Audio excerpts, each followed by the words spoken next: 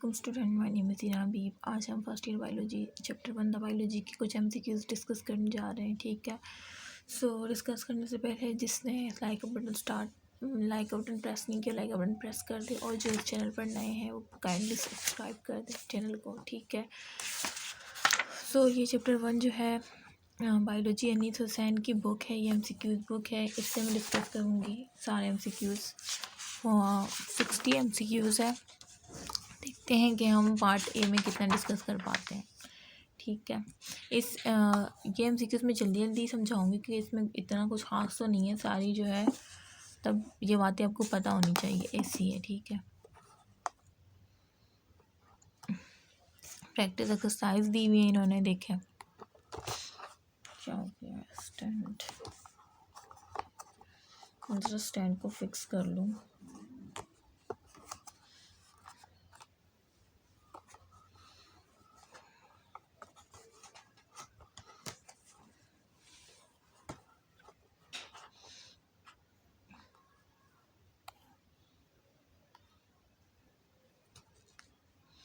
देखें,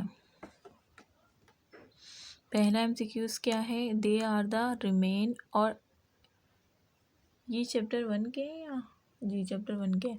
अच्छा, ये क्या कह रहे हैं कि नंबर 1 जो है दे आर द रिमेन, यानी वो दे आर द रिमेन और आपको नज़र आ रहा है, and impressions of living organisms preserve in rocks, यानी जो रॉक्स में जो लिविंग ऑर्गेनिजम्स के इम्प्रेशन रह गए हैं, या सही है उनके जो इम्प्रेशन होते हैं ना, पाँव या किसी हाथ के निशान वगैरह, वो जो रॉक्स में रह जाते हैं। ठीक है, सो वो क्या होते हैं, वो उसे टिश्यू कहते हैं, फॉसिल्स कहते हैं, कैल्शियम कहते हैं, या स्टैट्यू कहते हैं। क्या कहते हैं उसे, फॉसिल कहते हैं, उसे फॉसिल ही कहते हैं ना।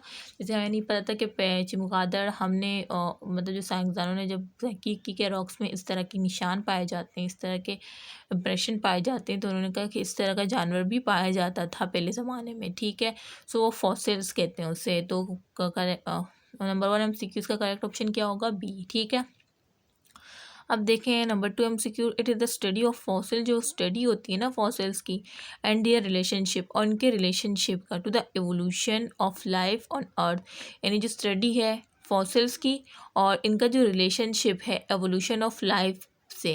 ठीक है, जो कि ज़मीन पे जो एवोल्यूशन हुई है ज़िंदगी की जो एवोल्यूशन हुई है ज़मीन पर, इससे जो रिलेशन है ना फॉसिल का, वो क्या कहलाता है। नंबर ए जो है एम्ब्रियोलॉजी, बी टेक्सोनोमी, सी फिजियोलॉजी, डी पैलेंटोलॉजी। तो करेक्ट ऑप्शन क्या होगा, पैलेंटोलॉजी कहलाता है। ठीक है, अच्छा अब देखें एमसीक्यूज नंबर 3 देखें, man has been able to produce, man जो है वो काबिल हुआ है कि वो प्रोड्यूस कर सके फूड इन ग्रेटर क्वांटिटी, बहुत ही ज़्यादा क्वांटिटी में, ड्यू टू एडवांसमेंट, किसकी एडवांसमेंट से, इकोनॉमिक्स से, स्पेस साइंस से, या फिज़िक्स, या बायोलॉजी। तो बायोलॉजी की वजह से जो है हम जो है इस काबिल हुए हैं कि हम ज़्यादा क्वांटिटी में क्या कर सके, फूड को प्रोड्यूस कर सके। ठीक है, अच्छा नंबर 4 देखें, टेक्सोनोमी जो है वो इज़ द स्टडी है। टेक्सोनोमी किसकी स्टडी है। नंबर ए जो ऑप्शन में दिया है, function of different parts of organism, B naming and classification of organism, C heredity character, D structure and function of cell. So इसमें क्या है, टेक्सोनोमी किसकी स्टडीज, टेक्सोनोमी इसमें हम क्या करते हैं, तो टेक्सोनोमी में हम जो है naming and classification of organism, यानी ऑर्गेनिज्म को नाम देना और उसकी क्लासिफिकेशन करना, किस क्लास में इसको रखना चाहिए, सो वो ये सब जो है टेक्सोनोमी में आ जाती है। तो टेक्सोनोमी जो नंबर 4 एमसीक्यूज है, इसका करेक्ट ऑप्शन क्या है, बी। ठीक है, अच्छा anatomy deals with the study, जो एनाटॉमी होती है ना, एनाटॉमी डील्स करती है किसकी स्टडी को। नंबर ए जो है relation between organism and their environment, यानी जो रिलेशन है ऑर्गेनिज्म का उनके एनवायरनमेंट का। बी है development of an organism from a fertilize egg और जाइगोट, जो डेवलपमेंट होती है ना ऑर्गेनिज्म की, फर्टिलाइज एग से या जाइगोट से जो डेवलपमेंट होना स्टार्ट होती है। नंबर सी है structure and function of molecule component of the cell, और जो स्ट्रक्चर है ये कंपोनेंट है मॉलिक्यूलर कंपोनेंट किसके, सेल के। डी है स्ट्रक्चर ऑफ ऑर्गेनिज्म। तो आप बताएं कि इसमें से करेक्ट ऑप्शन क्या है, एनाटॉमी किससे डील्स करती है। नंबर ए तो बिल्कुल गलत है कि relation between organism and their environment, ये गलत है। बी देखें, development of an organism from a fertilize egg और जाइगोट, ये भी बिल्कुल गलत है। ठीक है, ये तो बिल्कुल गलत है, एम्ब्रियोलॉजी में आ जाता है। सी देखें, structure and function of molecule component of the cell, ये भी बिल्कुल गलत है। और एनाटॉमी जो है किससे डील करती है? स्ट्रक्चर ऑफ ऑर्गन से। ठीक है, एनाटॉमी से ही आपको समझ आना चाहिए कि स्ट्रक्चर ऑफ ऑर्गन से ही डील्स करती है। सही है। सो करेक्ट ऑप्शन क्या है? डी। नंबर 5 MCQs का जो क्या है? Structure of organ of organism. ठीक है, अब देखें 6, पॉल्यूशन ऑफ पॉल्यूशन जो होती है ना हमारी सराउंडिंग में, इन दियर रेसेंट पास्ट हैज़ बिकॉज, ये जो पॉल्यूशन होती है हमारे air get in the रेसेंट past, ये जो है रेसेंट पास्ट इज द, यानी किसके रिजल्ट में पॉल्यूशन जो है पॉल्यूशन बनती है? पॉल्यूशन हमारे इर्द गिर्द, हाँ मतलब आजकल तो बहुत ही ज़्यादा है। तो ये किस वजह से? नंबर ए देखें, बायोलॉजिकल रिसर्च की वजह से कि पॉल्यूशन है? नहीं, तो बायोलॉजिकल रिसर्च तो हमारे लिए बेस्ट होती है क्योंकि हमें उनसे मालूमात मिलती है। उनकी वजह से क्या पॉल्यूशन हो सकती है? कुछ भी नहीं। बी देखें, रैपिड इंडस्ट्रियलाइजेशन, जो रैपिड इंडस्ट्रियलाइजेशन है, इंडस्ट्री बनती जा रही है। ठीक है, और मुख्तलिफ़ जहरीली गैसें जो है हमारी फ़िज़ा में शामिल होती जा रही है। तो हमारी जो पॉल्यूशन में, हमारी इर्द गिर्द के जो पॉपुलेशन है, इसकी पॉल्यूशन में क्या हो रहा है? दिन ब दिन इजाफा होता चला जा रहा है। सो करेक्ट ऑप्शन बी है। जबकि सी देखिए, इंफॉर्मेशन टेक्नोलॉजी, नहीं गलत है, ये तो बिल्कुल, ये तो हमारा फ़ायदा है। फॉरेस्ट स्टेशन, ये भी बिल्कुल गलत है। सो करेक्ट ऑप्शन क्या है? B, rapid industrialization. अच्छा, अब देखें C, the statement made by a scientist which may be the possible to the problem. ये कह रहे हैं कि वो स्टेटमेंट जो कि made by a scientist, scientist खुद बनाता है। ठीक है, ऐसी बात, स्टेटमेंट में ऐसी बात जो साइंटिस्ट खुद कहता है, ठीक है, ये बनाता है, which may be the possible to the problem, जो कि हो सकती है, यानी वो उस प्रॉब्लम का, यानी वो कहते हैं वो उस प्रॉब्लम की वजह हो सकती है। Which may be the possible to the problem, यानी उस प्रॉब्लम से हो सकती है। जैसे कि साइंटिस्ट बोलता है, जैसे कि मलेरिया में था कि पहले जो है, जिस तरह आजकल कोरोना का इलाज नहीं था, पहले मलेरिया का नहीं था। तो फिर एक साइंटिस्ट ने क्या किया, मलेरिया का जो पेशेंट था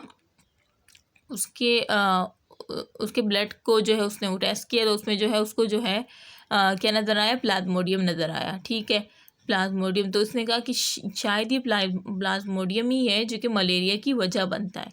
ठीक है, तो उसने क्या किया, जब उसको प्लाज्मोडियम नज़र आया उस पेशेंट के ब्लड में जो कि उस मलेरिया का शिकार था, तो क्या हुआ? फिर उसने ये कहा कि भाई ये जो है प्लाज्मोडियम ही शायद मलेरिया की वजह बनती है, क्योंकि जो सेहतमंद इंसान है उसके खून में ये चीज़ नहीं है। तो उसने उस चीज़ को जो कि मलेरिया के पेशेंट के ब्लड से उससे दिखाई दी, उसने उसको नाम प्लाज्मोडियम का नाम दिया। और उसने ये कहा ये कि प्लाज्मोडियम ही शायद मलेरिया की वजह बनती है। सो ये, यानी एक साइंटिस्ट खुद कह रहा है ना, यानी खुद से स्टेटमेंट बना रहा है कि शायद ये हो सकता है। सो जो कि पॉसिबल होती है टू द प्रॉब्लम, ये वही बात आ रही है। तो उसको क्या कहते हैं? उसको कहते हैं हाइपोथेसिस। ठीक है, तो वो हाइपोथेसिस ही होती है। ठीक है, तो ये किस में करता है साइंटिस्ट? हाइपोथेसिस। ठीक है, अच्छा, जिसे उर्दू में मफरूज़ा कहते हैं। ठीक है, तो the scientist made by the statement made by scientist, वो स्टेटमेंट जो कि खुद बनाता है, यानी खुद सोचता है कि विच मे बी द पॉसिबल, हो भी सकती है पॉसिबल और नहीं भी हो सकती, टू द प्रॉब्लम्स, वो क्या होती है? हाइपोथेसिस होती है। ठीक है, अब ये 7 MCQs तक आ गए। हम नंबर 8 देखते हैं। नंबर 8 है, man can now be safe from fatal disease by using. ये कह रहे हैं कि मैन जो मैन यहाँ पे सिर्फ आदमी से बात नहीं आती, इंसानों से बात आ जाती है। ठीक है, मैन के नाव के आदमी, हम सब जो है सेव है फ्रॉम फैटल डिसीज, जो ख़तरनाक बीमारियों से सेव है किसके इस्तेमाल करने से? बाय यूजिंग वैक्सीन के इस्तेमाल करने से। बैक्टीरिया तो हो ही नहीं सकता, बैक्टीरिया तो ठीक है, ये गलत ऑप्शन है। सी, एंटीबायोटिक। और डी, प्लाज्मोडियम भी नहीं हो सकता, ये तो कॉज करता है ना डिसीज़ को। अच्छा, तो अब देखिए, man can now be save from fatal disease by using, इसमें से बी और ए और सी में से कोई करेक्ट ऑप्शन है, तो बताएं क्या होगा? Vaccine. Vaccine is a correct option, ठीक है। वैक्सीन लगाने से हम मुख्तलिफ जो ख़तरनाक बीमारियां हैं इससे क्या क्या कर लेते हैं, अपने आप को सेव कर लेते हैं, ठीक है। सो वैक्सीन जो है करेक्ट ऑप्शन है, ठीक है। अब देखें MCQ number 9, malaria has been drive from the combination of 2 words which are. ये कह रहे हैं मलेरिया जो है ना वो ड्राइव हुआ है 2 वर्ड से, यानी 2 वर्ड्स की कॉम्बिनेशन से, और वो 2 वर्ड्स लैटिन है या इटालियन है या ग्रीक है या अरेबिक है।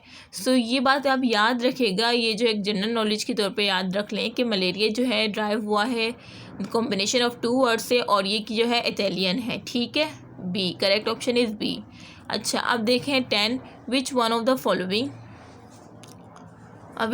Following best describe the scientific method. इसमें से कौन सा जो है बेस्ट डिस्क्राइब करता है साइंटिफिक मेथड को? तो देखते हैं। ऑप्शन ए है डूइंग एक्सपेरिमेंट इन लेबॉर्ट्रीज, और बी है collecting all known facts on a subject, C है developing and testing hypothesis, D है using sensitive electronic measuring instrument. तो इसमें से ये कह रहे हैं कि बेस्ट डिस्क्राइब कौन करता है साइंटिफिक मेथड को?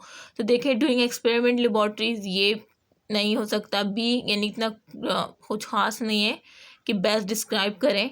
Collecting all non fact on subject, ये भी इतना कुछ खास नहीं है। सी देखें, डेवलपिंग एंड टेस्टिंग हाइपोथेसिस।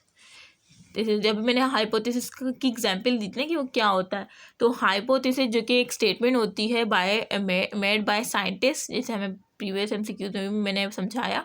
सो उस हाइपोथेसिस के टेस्ट फिर होते हैं कि वाकई ये प्लाज्मोडियम ही मलेरिया की वजह है, तो फिर उसके टेस्ट होते हैं और मुख्तलिफ साइंसदान आते हैं, फिर वो वही मुख्तलिफ एक्सपेरिमेंट परफॉर्म करते हैं, और जब सबका एक ही रिज़ल्ट आता है तब वो जो है थ्योरी और लॉ बन जाता है, ठीक है। सो करेक्ट ऑप्शन है सी। तो कि बेस्ट डिस्क्राइब यही कर रहा है कि हम डेवलप करें और टेस्टिंग करें हाइपोथेसिस की, क्या आया वो हाइपोथेसिस दुरुस्त है या नहीं, ठीक है। अच्छा, अब 11 देखें, biology is the science, natural science है या आर्टिफिशियल या लिविंग?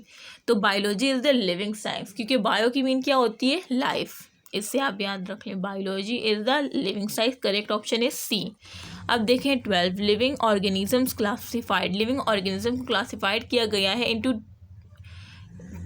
Dash kingdoms. कितने किंगडम्स में? 5 किंगडम्स में, ये तो आपको पता होगा ना। अच्छा, किंगडम मोनेरा, प्रोकैरियोटी, फंजाई, प्लांटी, ये सब तो पता है ना आपको। अच्छा, अब देखें the study of micro organism, जो स्टडी होती है माइक्रो ऑर्गेनिज्म की इज कॉल्ड, और ये किंगडम्स और ये ब्रांचेस जो हैं ये आपको फर्स्ट ईयर बायोलॉजी चैप्टर 1 का फोल्डर होगा प्लेलिस्ट पे मेरे चैनल पे डॉक्टर दीना वज़ीर एकेडमी, वहाँ से देख लीजिएगा, ठीक है। तो जो स्टडी है माइक्रो ऑर्गेनिजम्स की, इन्हें क्या कहा जाता है? इन्हें कहा जाता है माइक्रोबायोलॉजी, ठीक है। ये भी वहाँ पे मैंने बहुत डिटेल में समझाया था, किंगडम्स भी और ये ब्रांचेस भी, ठीक है। अच्छा, अब देखें dash is the very रेसेंट branch of biology. कौन सी बहुत ही रेसेंट ब्रांच है बायोलॉजी की? ये मैं बता चुकी हूँ उसी लेक्चर 2 में, ब्रांचेस ऑफ बायोलॉजी मैं समझा रही थी। तो biotechnology is very रेसेंट branch of biology, बहुत ही कॉमन है, 9 की बायोलॉजी में भी मैं पढ़ा चुकी हूँ, ठीक है। और ये वही है, bio is a Greek word है जिसकी मीन क्या है? लाइफ। अभी पहले ही मैं बता चुकी हूँ कि बायो एक ग्रीक वर्ड है, उसकी मीन क्या है? Life. So correct option is A. अच्छा, अब आगे आज हमें ये 60 MCQs कंप्लीट करने हैं। Agaricus, mushroom, yeast are including, जिससे मैंने फर्स्ट ईयर बायोलॉजी चैप्टर 1 का लेक्चर 2 में जब मैं लेक्चर 1 में जब मैं किंगडम्स पढ़ा रही थी, तो मैंने कहा था कि किंगडम्स, हर किंगडम की जो एग्जाम्पल दी है उसको याद रख लीजिएगा, क्योंकि एग्जाम्पल दे के वो आपसे किंगडम पूछ सकते हैं, और यहाँ पे यही हुआ है। देखें MCQ नंबर 16 में, agaricus, mushroom, yeast are including, ये कह रहे हैं कि एग्रीकस, मशरूम और यीस्ट जो है वो इंक्लूड हुए हैं किंगडम्स के नाम दिए, किंगडम प्लांटी में या प्रोटेस्टा में या फंजाई में, किसी में भी नहीं।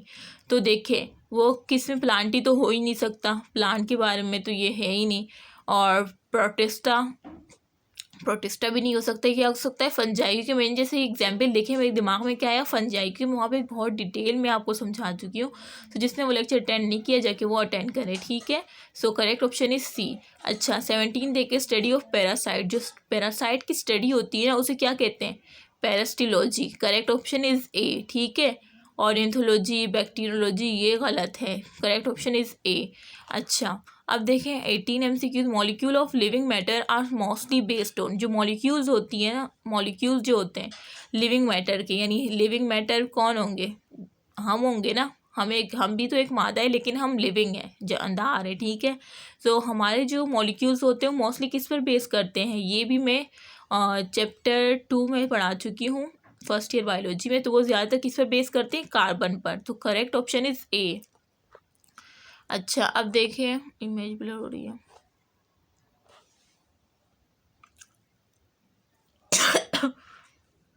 क्या हो गया, अभी अभी उठी हूँ तो मैं फ़ौरन ही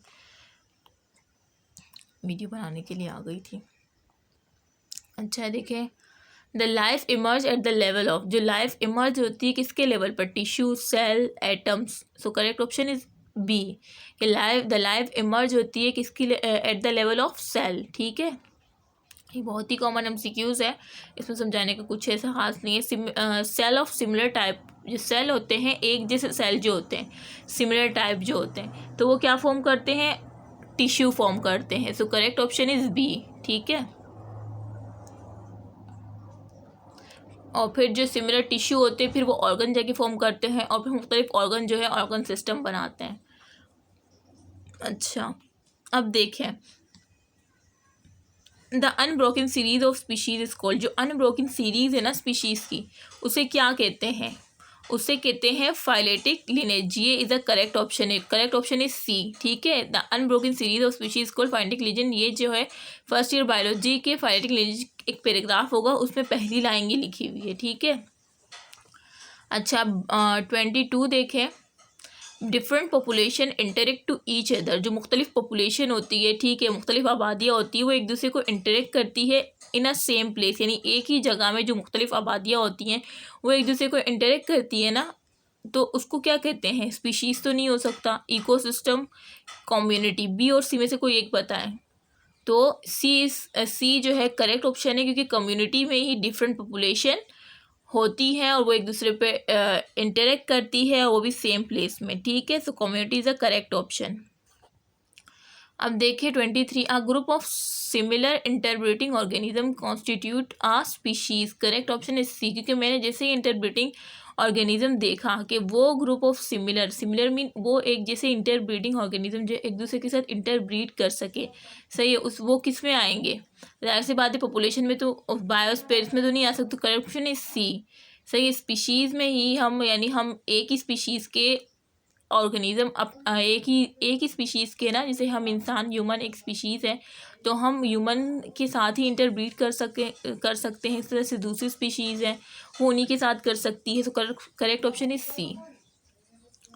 24 देखें, the structure within the cell is called, जो स्ट्रक्चर होता है ना विद इन द सेल, यानी वो स्ट्रक्चर जो कि सेल के साथ होते हैं, उसे क्या कहते हैं, सेलुलर कहते हैं, ये सब सेलुलर ऑर्गेनेल कहते हैं, mitochondria.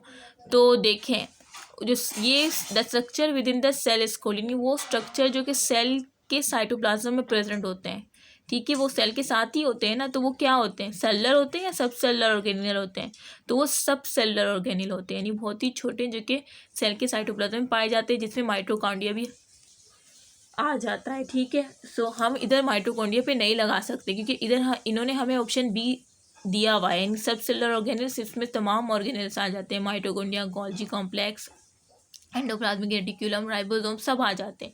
So correct option is B, not C. अच्छा, ये यहाँ तक हो गया 24। इसकी 60 MCQs है, तो अगर हम 30 एक वीडियो में डिस्कस कर लें और 30 जो है दूसरी वीडियो में डिस्कस कर लें, तभी हमारा ये जाके कंप्लीट होगा। अब देखिए, life arose in this world almost 10 million years ago, ये भी फर्स्ट ईयर बायोलॉजी चैप्टर 1 के लास्ट पेज पे लिखा हुआ है। तो ये करेक्ट ऑप्शन इसका क्या है, सी, 4000 मिलियन ईयर्स अगो, ठीक है। अच्छा, 26 देखें, the basic unit of life क्या है, सेल है, correct option is B. 27, growing terrestrial plant in aerated solution is called, ये भी हाइड्रोपोनिक के हाइड्रोपोनिक का जो पैराग्राफ है आपको वहाँ मिल जाएगा कि जो ग्रोइंग करते हैं, हम उगाते हैं टेरेस्ट्रियल प्लांट को, एरेटेड सोल्यूशन बनाते हैं, उसके अंदर हम टेरेस्ट्रियल प्लांट को क्या करते हैं, उगाते हैं। तो इस टेक्निक को क्या कहा जाता है? So correct option is A, hydroponics. B और सी तो हो नहीं सकता। अच्छा, 28 देखें, an educated guess is called, जो एक एजुकेटेड गैस होता है उसे क्या कहते हैं? उसे हाइपोथेसिस कहते हैं, ठीक है, यानी वो उसने फर्ज किया होता है, ठीक है। Hypothesis the correct option A. अच्छा, 29 देखें, all except dash are example of natural cloning. ये कह रहे हैं तमाम की जो है नेचर क्लोनिंग है, एक्सेप्ट किसके? डायजाइगोटिक के, आइडेंटिकल ट्विंस, ट्यूमर, माइटोसिस। तो ये जो है ये बताएं कि ऑल तमाम जो है, एक्सेप्ट सिवाय, आर एग्जाम्पल है नेचुरल क्लोनिंग के। तो बताएं आप, यानी ये कह रहे हैं कि तमाम जो है, इन तमाम में सिवाय एक है जो कि किसकी एग्जाम्पल है? नेचुरल क्लोनिंग की एग्जाम्पल है, ठीक है। ऑल मीन ये तमाम, एक्सेप्ट इसमें से एक जो है वो नेचुरल क्लोनिंग की एग्जाम्पल है। तो नेचुरल क्लोनिंग की कौन सी एग्जाम्पल होगी? Correct option is A, dizygotic जो है नेचुरल क्लोनिंग की क्या है?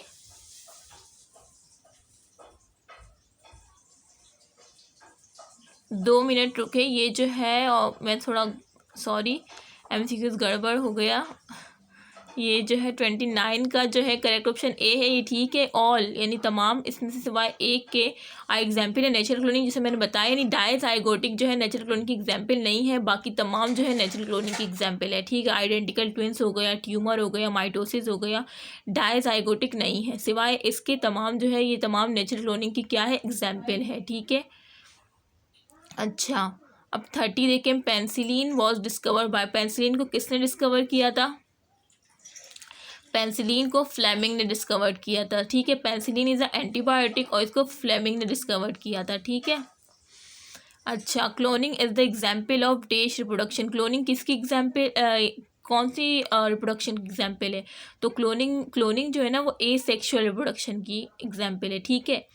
यानी ये ए सेक्शुअल रिप्रोडक्शन है, ठीक है। एक सेक्शुअल जो है सिर्फ, जिसके लिए सिर्फ एक ही ह्यूमन की या एक ही लिविंग ऑर्गेनिज्म की ज़रूरत होती है, ठीक है, और सेक्शुअल में 2 की, ठीक है। और इसके बारे में बहुत डिटेल मैं पढ़ाऊँगी सेकेंड ईयर बायोलॉजी में, जब मैं रिप्रोडक्शन का पढ़ाऊँगी, ठीक है। ये तो आपको पता भी होगा इतना। अब देखें 32 देखें, the therapy in which radioactive rays are use, वो थेरेपी जिसमें रेडियो एक्टिव रेज यूज़ की जाती है, जाहिर सी बात है उसे क्या कहा जाएगा? रेडियोथेरेपी कहा जाएगा। तो करेक्ट ऑप्शन इज ए। अब 33 देखें, the first antibiotic to be discover, जो फर्स्ट एंटीबायोटिक डिस्कवर हुई थी वो कौन सी थी? पेंसिलिन थी, अभी बताया था। पेंसिलिन फर्स्ट एंटीबायोटिक है जो कि डिस्कवर हुई थी, और किसने डिस्कवर की थी? फ्लेमिंग ने, ठीक है। सो ये 33 तक हम आ गए। अब देखते हैं आगे भी, 60 तक हमें यहाँ तक पूरा कंप्लीट करना होगा।